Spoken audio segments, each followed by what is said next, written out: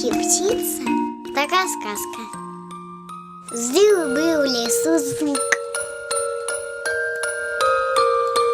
У него было свое хозяйство, огород, свои домики. Он пилил там себе что надо. Однажды жука заметила огромная птица и захотела его склевать. Но жук был добрый. Жук подумал, что птица хочет с ним подружиться, и пригласил птицу в гости. Птица растерялась. Написал все-таки в гости к жуку. Она познакомилась со всеми его друзьями, с жуками маленькими, бабочками, с кузнечиками и летающими.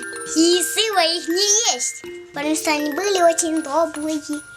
И накормили птицу горохом.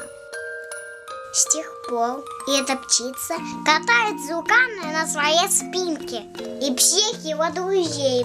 Там бабочку, кузнеца. Конец.